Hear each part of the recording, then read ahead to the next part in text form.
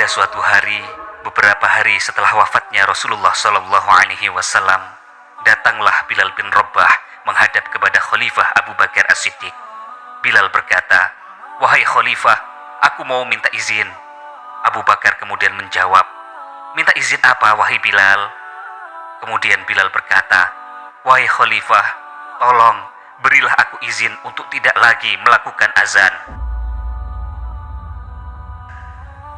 Abu Bakar As-Siddiq kemudian berkata, "Wahai Bilal, aku tidak akan pernah menurunkan ataupun mengganti orang-orang yang sudah diangkat oleh Rasulullah." Bilal kemudian merengek, diulangi lagi permohonannya, "Wahai Abu Bakar, tolong izinkan aku untuk tidak azan lagi." Sayyidina Abu Bakar kemudian menjawab, "Tidak wahai Bilal, kamu tidak boleh berhenti mengumandangkan azan di Masjid Nabawi, kecuali engkau punya alasan yang jelas.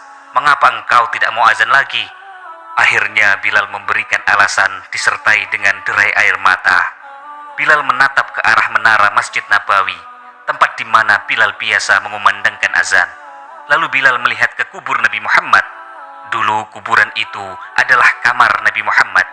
Kemudian Bilal berkata dengan suara yang bergemetar, "Wahai Abu Bakar, kebiasaanku dulu di waktu Nabi masih hidup adalah membangunkan Nabi sebelum datang waktu sholat. Aku datang ke rumah Nabi, 'Ya Rasulullah, waktu sholat sudah datang ya Rasul.' Kadang-kadang Nabi Muhammad yang datang ke rumahku, lalu beliau berkata, 'Wahai Bilal, Bilal, waktunya sholat.' Kemudian setelah itu, aku bersama Rasulullah menuju ke menara. Aku naik ke menara, Nabi Muhammad kemudian melihatku, lalu aku menghadap ke kiblat. Sebelum azan, aku menoleh kepada Nabi Muhammad yang di depan itu. Kemudian aku melakukan azan, dan setelah itu aku turun, disambut oleh Rasulullah. Wahai Abu Bakar, kebiasaan itu aku lakukan sehari 5 kali, dan berulang-ulang kali selama beberapa tahun. Sehingga sungguh suasana keadaan itu mengingatkan aku kepada Rasulullah, sehingga aku tidak mampu melakukan azan lagi saat ini, wahai Abu Bakar. Aku tidak kuat mengingat kenanganku dengan Rasulullah." Abu Bakar pun menitikkan air mata. Kemudian Abu Bakar berkata, "Wahai Bilal, kalau memang alasanmu seperti itu, wahai Bilal, silakan Bilal, kamu boleh tidak lagi azan." Sebenarnya di dalam lubuk hati Abu Bakar yang paling dalam, ia masih menginginkan Bilal bin Rabah yang menjadi muazzin, seperti ketika ia menjadi muazzin Nabi. Setelah mendapatkan izin dari Abu Bakar, Bilal bin Rabah kemudian pergi dari kota Madinah. Ia memutuskan untuk tinggal di negeri Syam. Ia ingin mengobati kesedihannya ditinggal oleh Rasulullah. Jika masih tinggal di Madinah, segala sesuatu yang dilihatnya akan mengingatkan kepada Rasulullah, karena hampir sepanjang waktu Bilal selalu membersamai kehidupan Rasulullah. Sangat lama Bilal tinggal di Syam. Ia tidak pernah mengunjungi Masjid Nabawi ataupun menengok kuburan Nabi. Hingga pada suatu malam, Bilal bin Rabah dalam tidurnya bermimpi bertemu dengan Rasulullah. Rasulullah bersabda, "Wahai Bilal, sudah lama sekali engkau tidak ke Madinah. Lama sekali engkau tidak mengunjungiku, Bilal." Kisah ini diriwayatkan oleh Ibnu Az-Zakir. "Wahai Bilal, alangkah kerasnya hatimu. Lama sekali engkau tak berkunjung kepadaku, wahai Bilal." Bilal kemudian terbangun dari tidur. Ia menangis terseduh-seduh. Ia menangis sangat keras sekali. Para keluarganya sampai ketakutan. "Ada apa Bilal? Ada apa Bilal?" Tidak sepertinya ia menangis seperti itu. Bilal terus-menerus menangis sepanjang hari, sepanjang malam ia menangis. Dengan suara bergemetar, Bilal menjawab pertanyaan saudara-saudaranya. "Wahai saudara-saudaraku, sungguh aku saat ini merasa sangat takut. Aku tidak pernah takut seperti sekarang ini. Ketika dulu aku masuk Islam, orang-orang kafir menyiksaku dengan siksaan yang pedih, dengan siksaan yang sangat menyakitkan. Aku dijemur di padang pasir saat musim panas. Tubuhku ditindih dengan batu raksasa. Badanku dipukul dan dicambuk. Tetapi hatiku tidak getar. Sedikit pun aku tidak takut pada orang-orang kafir itu. Tapi sekarang hatiku sangat takut." "Memangnya kenapa kamu Bilal?" kata saudara-saudaranya. "Aku bermimpi bertemu dengan Rasulullah Shallallahu Alaihi Wasallam." "Mimpi bertemu Rasulullah? Seharusnya engkau senang bertemu kekasihmu itu, Bilal. Lalu kenapa kamu menangis?" "Aku bertemu dengan Rasulullah dan Rasulullah menegurku, 'Wahai Bilal, alangkah keras dan gersangnya hatimu. Mana kerinduanmu kepadaku?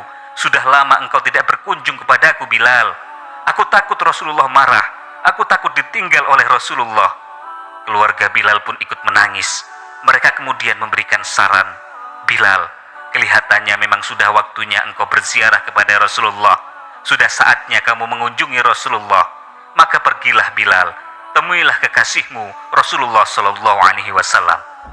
Maka pergilah Bilal bin Rabah ke Madinah. Demi Allah, itu adalah perjalanan yang sangat indah, karena perjalanan untuk melunasi kerinduan menuju orang yang sangat dicintai, menuju kubur Nabi Muhammad Shallallahu Alaihi Wasallam. Berjalanlah Bilal dengan perjalanan yang tidak pernah kenal lelah. Bilal terus berjalan dan tidak mau beristirahat. Yang ada di hati Bilal adalah segera sampai ke Madinah. Setelah beberapa lama di perjalanan, akhirnya Bilal memasuki kota Madinah. Terlihatlah oleh matanya bukit-bukit, pemukiman masyarakat yang semakin ramai. Di saat itulah air mata Bilal sudah mulai mengucur. Bilal sadar bahwasanya bukit-bukit itu adalah bukit-bukit yang pernah dilihatnya bersama Rasulullah. Jalan yang ia lalui itu pernah dilaluinya bersama Rasulullah. Mulailah Bilal menangis. Ia berjalan dengan derai air mata. Dan di saat Bilal memasuki kota Madinah, sungguh tangisnya semakin keras. Tangis Bilal semakin kuat. Bilal tidak melihat sudut kota kecuali terlihat oleh matanya Rasulullah. Bilal tidak melihat bangunan kecuali dilihatnya ada Rasulullah di sana. Bilal tidak melihat hamparan pasir kecuali terlihat olehnya Rasulullah. Kenangan yang indah bersama Rasulullah benar-benar membekas di hati Bilal bin Rabah.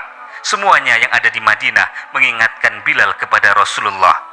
Bilal bin Rabah terus berjalan menuju kubur Nabi Muhammad SAW. Dan setelah itu, setelah sampainya di kuburan Nabi, Bilal terduduk. Ia mengucapkan salam, akan tetapi Bilal sudah kehabisan suara. Air matanya terus mengucur. Suara Bilal sudah habis, larut bersama kerinduan dan tangisannya di sepanjang perjalanan. Bilal hanya bisa mengucap dengan suara lirih, suara parau. Ia berkata, Assalamualaikum ya Rasulullah, Assalamualaikum ya Habiballah, Assalamualaikum ya Nabi Allah. Bilal kemudian terduduk. Di hadapannya kubur Nabi Muhammad. Dengan derai air mata, Bilal menangis. Ia mengguling-gulingkan mukanya di atas kubur Rasulullah karena perasaan rindu dan haru. Tiba-tiba saja, pada saat Bilal sedang larut dalam tangisan, ada yang menepuk kepala Bilal bin Rabah. Bilal, Bilal, Bilal bin Rabah kemudian menoleh. Ternyata di sana sudah ada Sayyidina Abu Bakar ditemani oleh Sayyidina Umar. Lalu Bilal berdiri. Dipeluknya kedua sahabat dekat Rasulullah itu. Abu Bakar kemudian berkata, Wahai Bilal, engkau menangis. Tangisanmu tidak seperti biasanya, Bilal. Ada apa, wahai Bilal? Kemudian Bilal berkata, Wahai Khalifah, sungguh aku saat ini merasakan takut yang luar biasa. Apa yang membuatmu takut, Bilal? Kata Abu Bakar. Aku merasa takut ditinggal oleh Rasulullah, wahai Abu Bakar. Memang kenapa, Bilal? Kamu sudah melakukan dosa apa?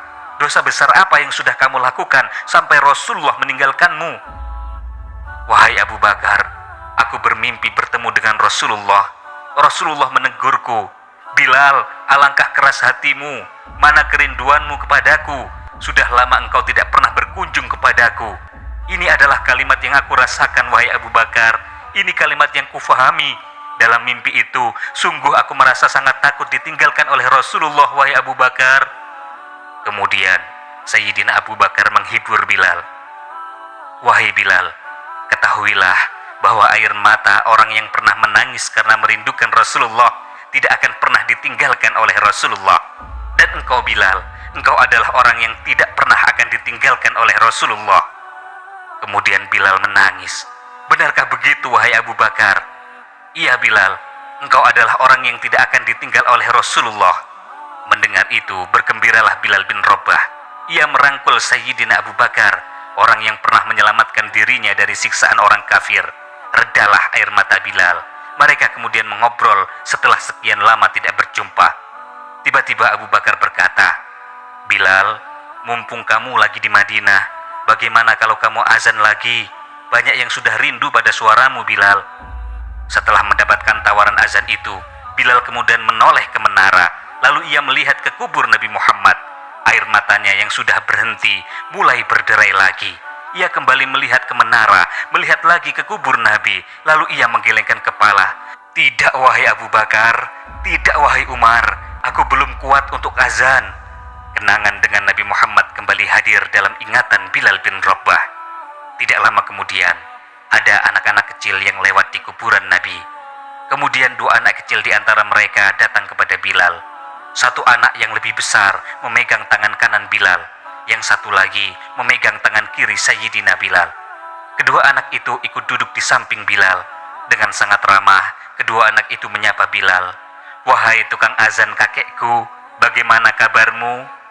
Bilal kaget, ia menoleh melihat anak kecil itu. Ternyata di tangan kanannya ada Sayyidina Hasan, di tangan kirinya ada Sayyidina Husain. Bilal betul-betul kaget bercampur dengan gembira. Kemudian Bilal mengangkat tangannya. Ya Allah, terima kasih ya Allah, aku rindu kepada kekasihmu Nabi Muhammad. Kemudian engkau kirimkan kepadaku orang yang sangat dikasihi oleh kekasihmu. Kemudian Bilal menghadap kepada Hasan di samping kanannya. Lalu Hasan diberdirikan. Kemudian Bilal memberdirikan Husain. Dilihatnya wajah Sayyidina Hasan, kemudian dilihatnya kaki Husain. Ditatapnya keduanya dengan sangat lembut. Diulanginya hal itu berkali-kali. Dan ketahuilah wahai saudara-saudaraku, wajah Sayyidina Hasan sangat mirip dengan Rasulullah, dan kaki Sayyidina Husain sangat mirip dengan kaki Rasulullah. Setelah itu dipeluklah kedua anak kecil itu.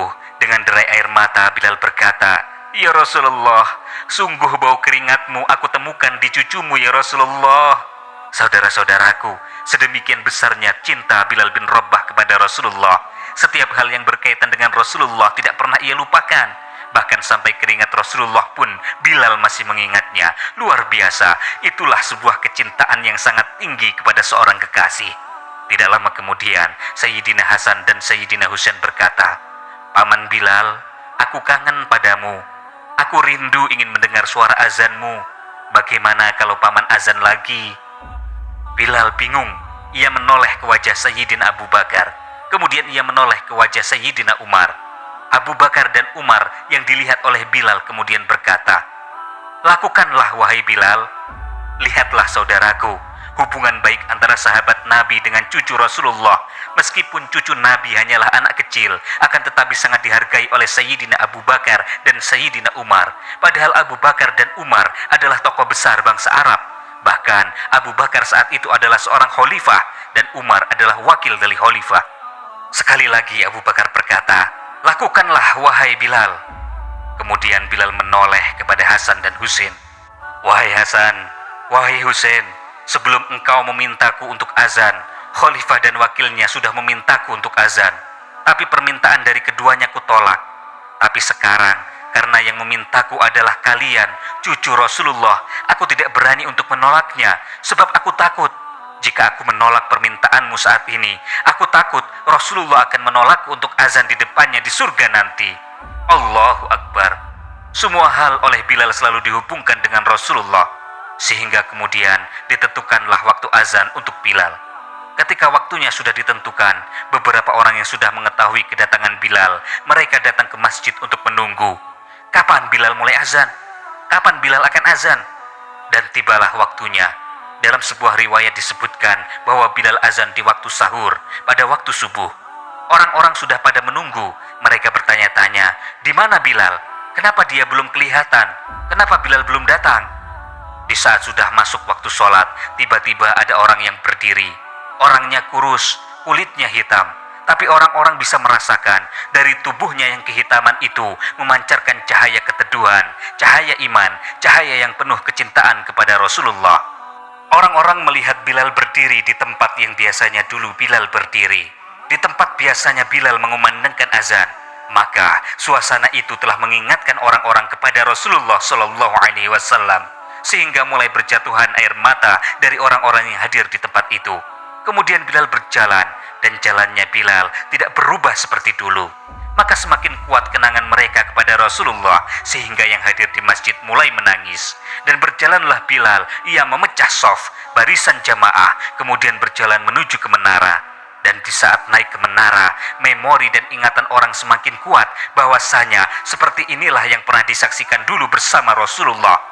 Bilal sudah di atas menara. Rupanya di atas menara Bilal berderai dengan air mata. Lalu Bilal melihat ke tempat yang biasanya Rasulullah ada di tempat itu, berdiri untuk menunggunya turun. Bilal hanya bisa menyeka air mata. Ia menutup matanya, kemudian mengusap air matanya. Di situ dulu aku pernah melihat Rasulullah, kata Bilal.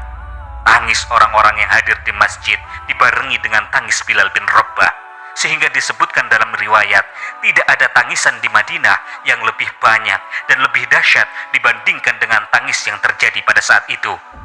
Akhirnya Bilal memulai azannya. Allahu Akbar, Allahu Akbar. Suasana ini menggelegar, mendayu-dayu, terdengar di mana-mana. Dan sungguh berbarengan dengan suara azan Bilal, suasana di Madinah pada saat itu benar-benar terasa seperti pada saat Rasulullah masih hidup dan berada di antara mereka. Hembusan angin dan hawa perasaan yang kuat terasa seperti ketika Rasulullah masih hidup. Semua orang menangis terseduh-seduh, menitikkan air matanya, seakan-akan tidak ada kesedihan, yang ada hanyalah kerinduan kepada Rasulullah. Kemudian Bilal melanjutkan azan. Jamaah menjawab azannya. Tangisan Bilal semakin kuat. Orang-orang semakin hanyut di dalam kerinduan kepada Rasulullah. Bahkan di antara mereka ada yang berjatuhan pingsan. Apa yang menjadikan mereka menangis? Apa yang menjadikan mereka seperti itu? Mereka teringat kepada Rasulullah, dan semua yang terjadi pada saat itu mengingatkan kenangan mereka kepada Rasulullah. Orang-orang yang masih di rumah, orang-orang yang masih di luar masjid, juga ibu-ibu yang belum datang ke masjid, ketika mendengar suara Bilal bin Rabah, mereka bergegas, mereka lari menuju ke masjid. Orang-orang bertanya-tanya, apakah Rasulullah SAW dibangkitkan lagi? Dulu ketika mendengar suara Bilal melantunkan azan, pasti ada Rasulullah di dekatnya. Ketika Rasulullah wafat, Bilal menghilang lama, tak tahu kemana.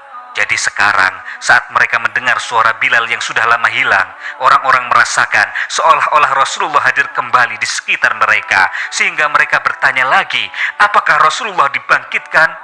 Dijawablah oleh orang-orang yang di situ, tidak, Rasulullah tidak dibangkitkan lagi, itu hanya suara Bilal. Kemudian orang-orang yang baru datang itu menundukkan kepala.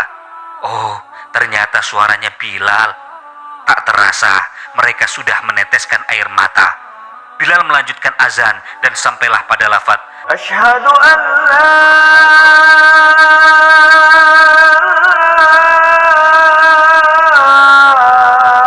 ilaha illallah.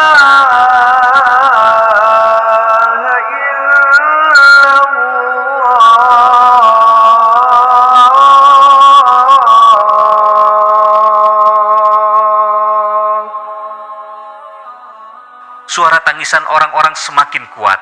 Mereka semakin hanyut dalam kesedihan dan kerinduan. Ya Rasulullah, kami rindu padamu ya Rasulullah. Hingga kemudian sampailah Bilal bin Rabah pada lafaz Asyhadu anna Muhammadar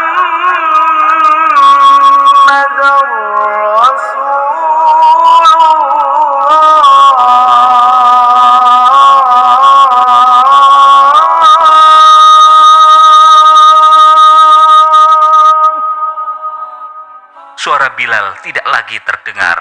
Ternyata saat itu Bilal sudah pingsan saat menyebut kalimat Muhammad. Dan ternyata saat itu banyak orang yang sudah terjatuh. Orang-orang banyak yang pingsan, tidak mampu mendengarkan. Pada saat tersadar, Bilal hanya berkata, lanjutkan azannya, aku tidak mampu lagi untuk melanjutkan. Allahu Akbar. Ini adalah makna cinta yang sangat agung, cinta kepada Allah dan Rasul-Nya. Saudara-saudaraku, meskipun kita tidak hidup sezaman, kita tidak pernah bertemu dengan Nabi Muhammad dan para sahabat, bukan berarti kita tidak bisa mendapatkan kenikmatan untuk mencintai Rasulullah. Justru, meskipun mereka tidak bisa ditangkap dengan panca indera, kenikmatan untuk mencintainya akan tetap ada, yakni dengan mengikuti kebaikan-kebaikan, meniru sifat-sifat, serta patuh pada ajaran Rasulullah. Seorang mukmin yang mencintai Nabi Muhammad akan dikumpulkan bersama Rasulullah kelak di surga. Meskipun ibadah-ibadah yang dilakukan tidak sesempurna seperti ibadah yang dilakukan oleh Rasulullah. Dalam sebuah hadis diceritakan, ada seorang Arab Badui yang bertanya, "Ya Rasulullah, kapan kiamat datang?" Kemudian Rasulullah berkata, "Apa yang telah kamu siapkan untuk menghadapinya?" Kemudian orang Badui itu menjawab, "Aku tidak mempersiapkan banyak sholat, juga tidak mempersiapkan puasa untuk menghadapi kiamat ya Rasulullah. Tetapi aku mencintai Allah, aku mencintai Rasulullah." Rasulullah kemudian bersabda, "Al-mar'u ma'a man ahbabta." Seseorang akan bersama orang yang dicintainya. Kemudian dalam Quran surat An-Nisa ayat 69 Allah berfirman, "Dan barang siapa menaati Allah dan Rasulnya, maka mereka itu akan bersama-sama dengan orang yang diberi nikmat oleh Allah, yaitu para nabi, para pecinta kebenaran, orang-orang yang mati syahid, dan orang-orang yang saleh. Mereka itulah teman yang sebaik-baiknya teman." Ayat di atas diturunkan kepada Sauban, yaitu budak Rasulullah. Sauban adalah orang yang sangat mencintai Nabi dan seorang yang tidak kuat berlama-lama tidak bertemu dengan Nabi. Ketika diceritakan tentang akhirat, ia sangat khawatir tidak akan dapat bersama dengan Rasulullah di surga, karena tentulah Nabi akan bersama-sama dengan para Nabi yang lain. Membayangkan hal itu, Sauban menjadi khawatir. Ia cemas jikalau tidak bisa bertemu dengan Rasulullah lagi, apalagi ketika Rasulullah sudah wafat. Ayat di atas juga mengisyaratkan bahwa dahsyatnya perasaan cinta akan menjadikan seseorang yang mencintai itu akan dikumpulkan dengan orang-orang yang dicintainya. Tentunya saudara-saudaraku, mentaati dan mencintai Nabi harus disertai dengan rasa cinta di dalam melaksanakan ajaran-ajaran yang kemudian dibuktikan dengan kesalehan pribadi ataupun kesalehan sosial. Meskipun ibadah yang kita lakukan tidak akan sempurna seperti ibadah Nabi, paling tidak dengan mencintai Nabi Muhammad, ibadah-ibadah yang kita lakukan akan bernilai tinggi.